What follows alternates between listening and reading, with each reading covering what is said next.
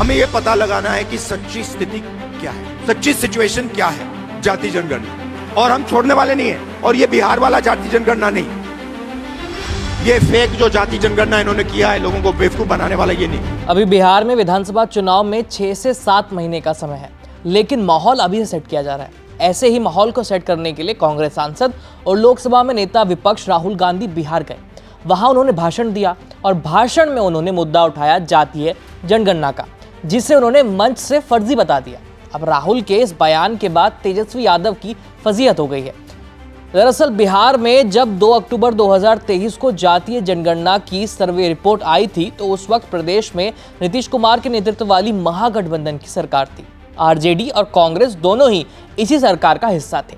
तेजस्वी यादव ने बिहार में जातीय जनगणना करवाने का श्रेय लिया था और दावा किया था कि उनके दबाव की वजह से ही नीतीश कुमार ने बिहार में जातीय जनगणना करवाई है।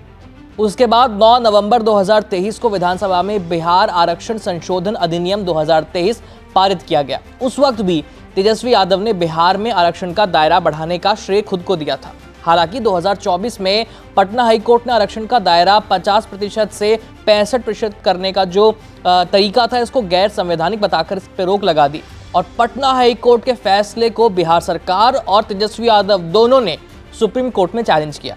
फिलहाल ये मामला सुप्रीम कोर्ट में चल रहा है।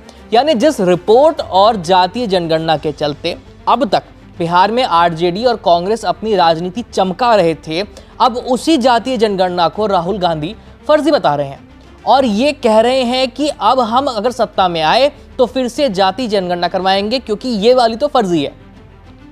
ऐसे में जातीय जनगणना को फर्जी बताने से खुद राहुल गांधी के ऊपर कई सवाल खड़े हो रहे हैं। क्या राहुल को ये नहीं पता था कि जब महागठबंधन ने बिहार में जातीय जनगणना करवाई थी, तब उस वक्त कांग्रेस भी उसी सरकार का हिस्सा थी और कांग्रेस ने भी बिहार में जातीय जनगणना का श्रेय लिया था, उसका क्रेडिट लिया था। फिर कैसे अब इस रिपोर्ट को राहुल गांधी फर्जी बता सकते हैं?